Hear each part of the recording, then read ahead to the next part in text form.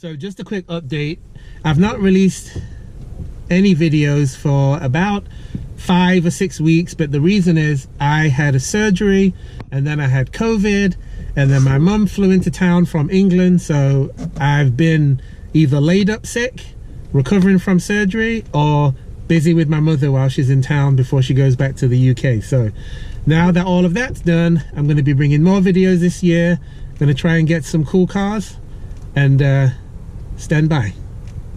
It's going to be a good 2023. What's good, YouTube? This hood is really light. Giddy up!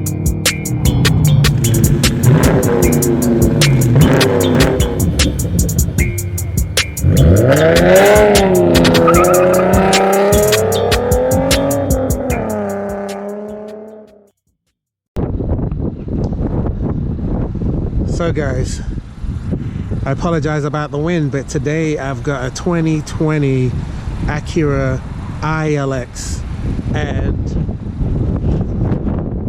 this is pretty much the base model. It is a good looking car. I don't really know, I don't think I like it more than the Honda Civic, but it does have these stylish 17-inch wheels. They're 215s, 45 R17s, so that's pretty cool. They'd look better with 18s, obviously. I love the Acura badge. It's kind of sleek.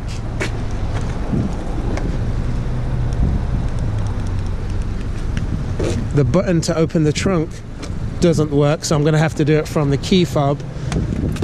I mean, from the inside. But this trunk is about 12 cubic feet, so but it's got a decent opening, and like the Civic, it also has got, oh no, it doesn't have a spare. Yeah, this just has a fixer flat kit, whereas the Civic actually had a little donut, so I do prefer that.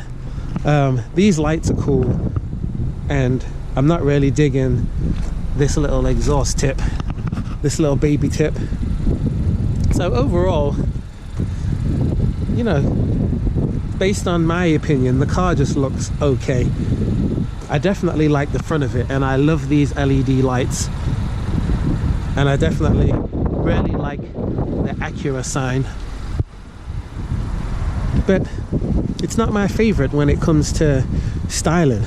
What is my favorite is, gets pretty good gas mileage, 24 in the city, 34 on the highway, and it is 28 miles to the gallon combined, which is fairly decent. But you know, comparing it to the Civic again, even though it has more power, the Civic got 32 in the city and 42 on the highway for one of them. So engine bay looks nice, looks pretty clean. This car has 201 horsepower, 180 pound-feet of torque. It does 0 to 60 in 6.6 to 6.8 seconds, and its top speed is 130. So, and it is mated to a dual clutch transmission. So you would think the dual clutch would make it a little bit more efficient, but nope, really doesn't get that much better gas mileage than what the Civic does. I will say this is supposed to be kind of a luxury car. This is hard plastic. This looks cheap and worn out, and remember, this is only a 2020, so there's no reason for that to look so cheap. You've got this tiny cubby hole that really doesn't store that much, a old school USB connector there. Oh man. And you've got heated seats for the passenger and the driver, dual climate control. If you put the car into reverse, look, you've got this tiny little backup screen, and when you turn the steering wheel, guess what? No trajectory lines. So, you know, that's a zonk. You've got a decent sized glove compartment, cup holders in both doors, and then this car does not have any of the safety features that the Civic had because it's a base model. And then You've got an old school rear view mirror, which I think they should have made frameless. It would have looked a lot better. And this feels and looks cheap. So this is the only soft touch material. So this car really needs an update, big time. I mean, 2020 is not that old. It shouldn't have been looking like this. The rear seats do look good, and they do a 60-40 split, I believe. And you do have a soft armrest in the back, and the seats do look comfortable, and the leather feels comfortable. But yeah, other than that, I'm just not a huge fan.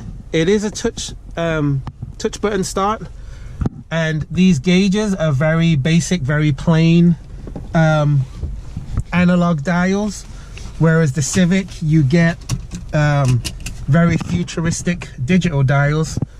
On this, you do get a standard drive mode, and then if you go down once more, it puts it into sport, which makes it shift at a higher RPM. And you can change with these little paddle shifters, which, if you look, they're just little baby paddle shifters, so they're not very large. But let's go ahead and take this thing for a spin. Guys, don't forget to like the videos, subscribe to the channel, hit that notification bell so you can be alerted of any new update that I do. And let's get on with the video. Okay, so I've set out in a 2020 Acura ILX, and this, the dealer told me, is pretty much the base model, but it's still quite nicely appointed. The leather seats are nice. It does still have a sunroof, so it's not bad even though it is the base model. And as you can see, I'm driving the 8-speed DCT automatic, so you know, it's pretty good, and it does have 201 horsepower, 180 pound-feet of torque. So for the size of the car and the weight of the car, I feel like it drives quite nice.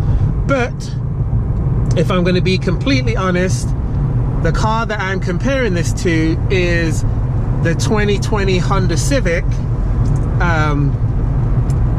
and I drove the Sport, and I drove the EX, I believe, and the Sport that I drove was a 6-speed manual, and the other one I drove actually had a CVT in it. And to be honest with you, I do like this car, but there's still quite a bit of road noise, even though this is supposed to be, you know, the Acura is supposed to be the premium brand of Honda, and I'm not really seeing that it's more premium. I definitely prefer the digital dash in the Civic. I actually prefer the Civic steering wheel than this, and the way how the systems and everything is laid out, and this tiny little screen, the one in the Honda actually looks more modern and looks more up to date. So the only thing that I actually feel like is better in this car than in the Civic is the fact that this car has got leather seats. That's really it. Even these seats are less comfortable in this car than they were in the Honda Civic. So I don't know if that's a knock against Acura, because technically it's supposed to be the same company, or they're owned by Honda, or it's Honda's premium brand, or if it's just a huge compliment for the Honda Civic. I mean, take it as you will, but I definitely prefer the Civic, and even the steering in the Civic is a lot sharper than in this car. So in the Civic, when you do this left to right motion, the steering is very sharp, but it's like very accurate. It's not darty. Whereas this feels like there's play in the steering wheel. I'm moving it, but the car's still going straight, and you definitely cannot, you don't get the same steering feel. You can't tell what the front tires are doing. Whereas in the Civic, I could feel everything that it was doing. So yeah, so I'm not gonna lie, this ILX is a little bit disappointing to me, to be quite honest. Some people are gonna love it, and I understand that, because it still is probably going to be reliable, and it's still, you know, a decent car to drive. But since I've driven the Civic before I drove this one, then that's what I'm gauging it against. Okay, quick acceleration, here we go. It's okay, it doesn't have too much down low power. Bear in mind it's only 180, you know, pound-feet of torque. However, once the car gets moving, it does actually feel decently fast. This is a 2.4 litre naturally aspirated engine. It does feel slower than the Civic that I drove with the CVT that had the 1.5 litre turbo. That definitely felt like it was a faster car than what this one was. But this definitely feels decent, so it's not too bad.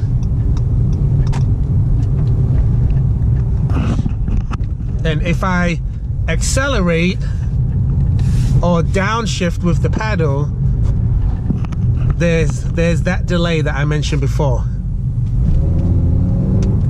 And this car, since it is just the ILX, I believe it only